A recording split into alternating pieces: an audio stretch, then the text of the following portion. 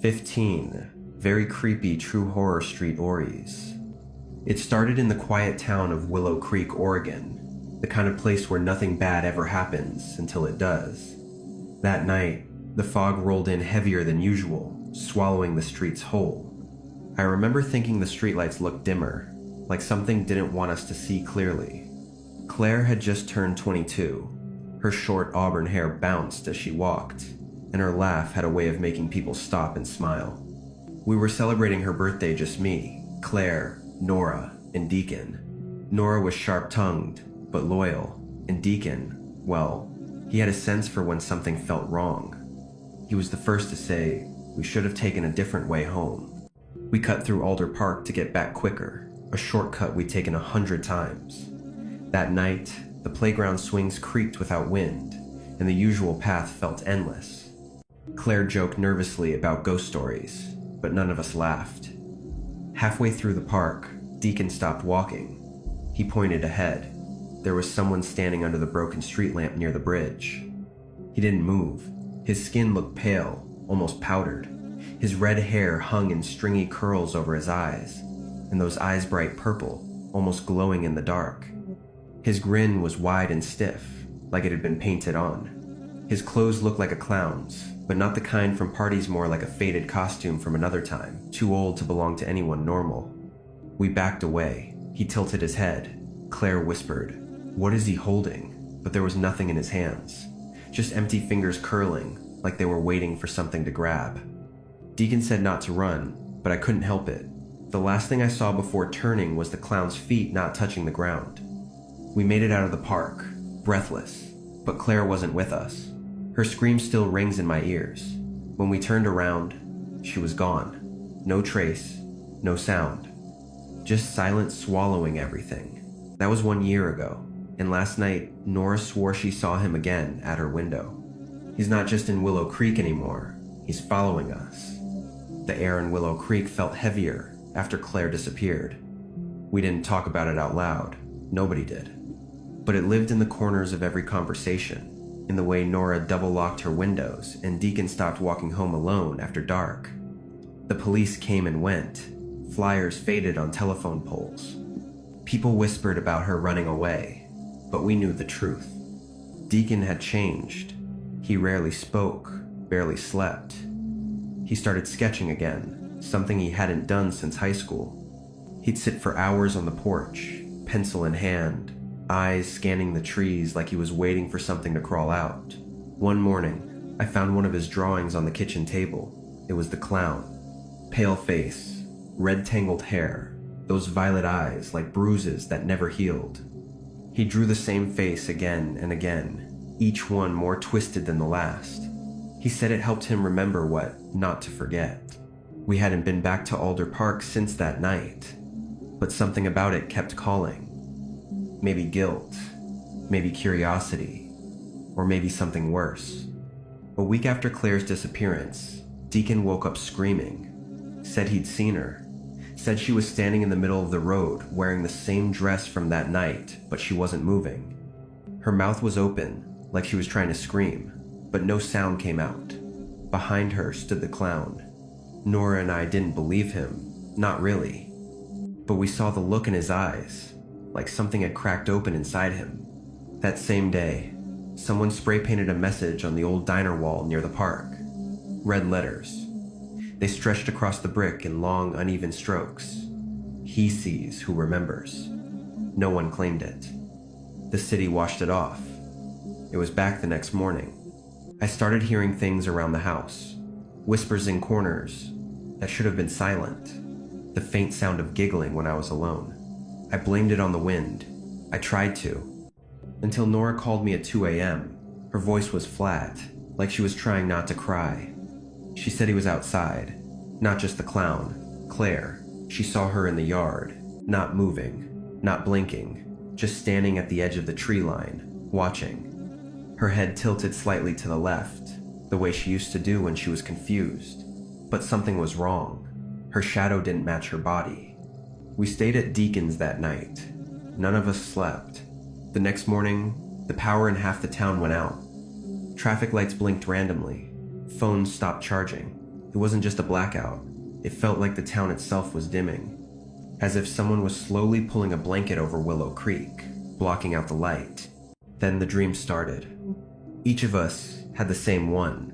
We were standing in the park, alone. The trees were too tall, swaying even when the air was still. In the center of the field was a mirror, tall and cracked. In it, we didn't see ourselves. We saw him, the clown. And every time we looked away, the mirror got closer, closer, until we could see the tiny lines around his lips, like a face held in a permanent smile by something underneath the skin. That night, Deacon vanished. He left no note, no sign of struggle, just a trail of red leaves scattered through the hallway, though it hadn't been autumn for months. His sketches were gone, except one pinned to the wall. It was the mirror. In the corner of the page, written so small it was almost missed, were the words, "I followed her in." Nora didn't speak for 3 days after that. The town started to forget him, like they had Claire. People we knew for years looked confused when we brought up their names. One teacher at the high school said she'd never heard of Deacon. He sat in her class last semester. I keep thinking about the mirror, why it kept getting closer, why it showed him and not us, why, when I blink, I still see its frame waiting in the corner of my room. Claire was first, then Deacon. Now, Nora's begun sketching. Same paper, same face. And last night, she told me the mirror is no longer in her dreams. It's in her basement. Nora barely eats now. She moves around the house like someone underwater. There's a coldness to her presence, a stillness that wasn't there before Deacon vanished. The few times she speaks, it's quiet, measured, like she's worried the wrong word might invite something back. I don't press her, I just stay close. I keep my phone charged, and I listen. 3 nights ago, I found her in the hallway, facing the mirror again. Same one from before. She was standing too still, just staring. Her reflection blinked before she did. I swear it. I didn't say anything, just gently pulled her away and covered the mirror with a sheet. When I looked at her, she looked relieved. The air in Willow Creek has changed. At night, it feels like it's pressing against the windows. Thick. Watching.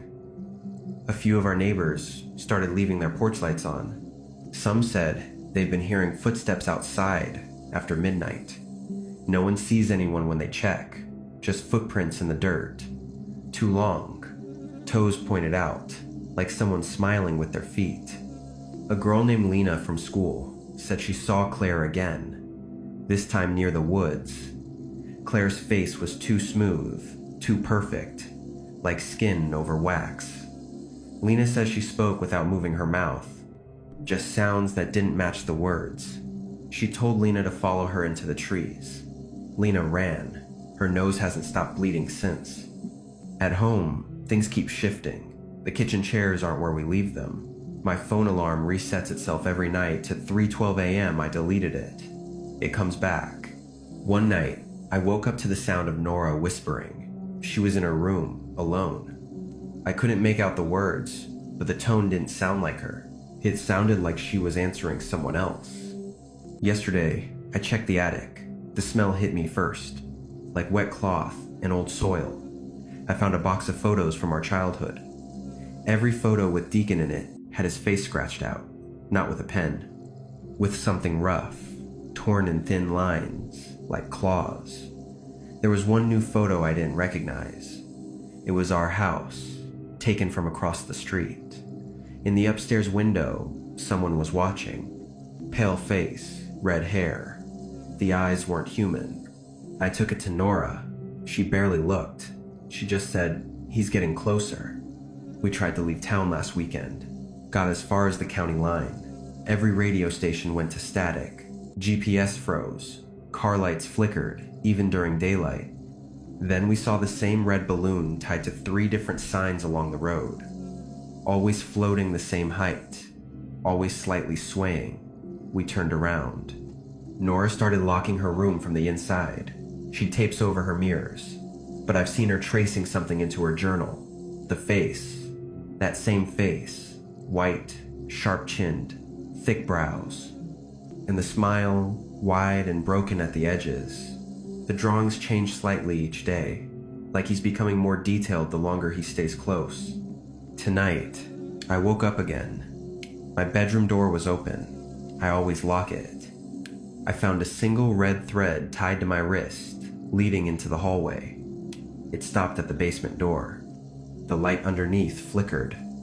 There were voices down there, not loud, just murmurs, as if a conversation was happening right beneath my feet. I pressed my ear to the door. Someone laughed. Low, wrong, like they were trying to sound human but didn't quite get the rhythm right. When I backed away, I noticed the time, 3:12 a.m. I looked down at my wrist. The thread was gone, and now Nora's door is wide open. She isn't inside.